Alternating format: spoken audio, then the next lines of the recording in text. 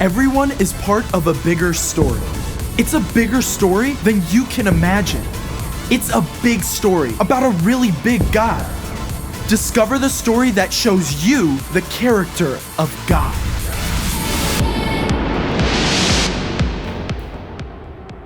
Hey friends, I'm Caleb, and today we're going to take a look in my Bible. Sometimes looking at the whole Bible can feel overwhelming, but all 66 books inside fit together to tell the amazing story of God's love for us. God knew each of us before the beginning of time, and we're created for friendship with God. But when people turned away from God, the world was broken.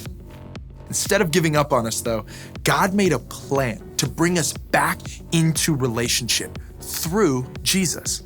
God is constantly at work in and through us, and in the end, God will make all things new. That's a major cause for joy. And I've got 4 stories right here to show us what it can look like. We're going to get started in the book of Luke. It's time for Christmas in July because Jesus is born. And you'd think God would send a birth announcement to royal palaces and big cities, right? Instead, God shows the news is for everyone by sending angels to a group of people whose robes and smell are anything but royal. Now we hop one book forward to John. Jesus is all grown up now, and he and some of his brand new followers show up at a wedding party. The celebration is in full swing until the wine runs out. But Jesus tells the servants to fill giant jars with water. What happens next is a great surprise. Okay. Fast forward now to the book of Romans.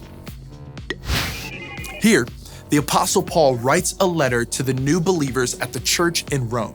He reminds them, be joyful with those who are joyful. Be sad with those who are sad. So pay attention to how the people around you feel. When your friends are sad, listen and be there. But when they're happy, join in on the party. Time to wrap up now in the very last book of the Bible, Revelation. John, one of Jesus' closest friends, is now an old man. God gives him a vision to share. It's a picture of the end of time when Jesus will make everything right. No more sickness or sadness or pain or brokenness. We can all find joy when we look ahead to this ultimate party. True joy doesn't come from what's happening around us. It's a gift from God's Spirit that grows as we follow Jesus and look forward to the time God will make all things new. And I can't wait to see how joy shows up in me and you.